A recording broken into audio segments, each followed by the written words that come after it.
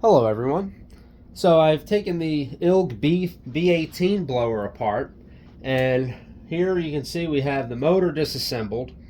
And one thing that was interesting, starting with the rotor, of course this is a much deeper stack than most of the ILGs with the Frame 19 motors.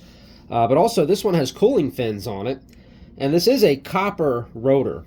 The aluminum ones tend to have, you can just tell they have that injection molded look around the outside, but the copper ones have these nice round little circles where the ends of the copper bars are. So I like the copper bars. They seem to actually perform a little bit better and a little more efficiently than the aluminum rotors in these, but I never saw one that had these fins on it like this. I guess because it spins at such a low RPM and it's for a blower, so it doesn't directly have air blowing across the motor like it would in a standard propeller fan. I guess that's why they opted for those cooling fins. But one thing I thought was really interesting about this, I partially expected to see a larger number of slots in here since this is an 8-pole motor. Usually with the ILGs, the 6 poles, there'll be 36 slot, and they'll use 6 slots per pole. The coil span is actually 7 slots, but they share, so they overlap. But on this, it still is a 36 slot stator, but they've made 8 poles in here, so this winding is a little different from the standard ILG layout. So I'm going to do a little more digging and try to record what I can from this, because I think that's pretty neat to see. But everything's actually really clean in here. There's nothing at all remotely looks bad with this motor. Everything's still nice and solid, so I'll probably just give it a little light cleaning. I do need to change the leads that go to the capacitor, so I'm going to replace those, and then I'll put this all back together.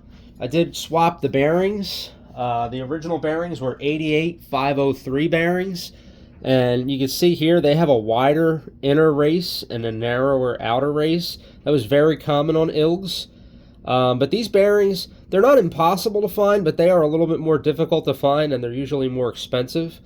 So if you want to go a simpler route, the OD and the ID of this actually match a 6203, and so does the width of this outer race.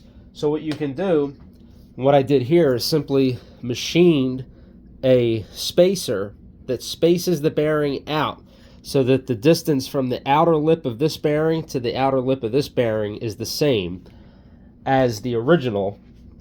And I just pressed those on like that, and the fan is not going to be able to tell that that's not the same type of bearing. It's basically identical now.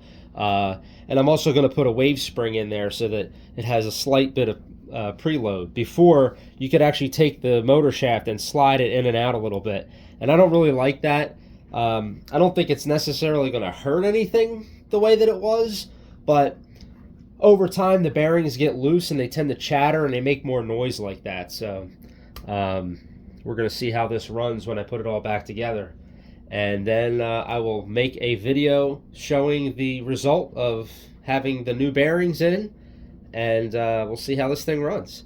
So thanks for watching. Please like and subscribe, and have a fantastic day.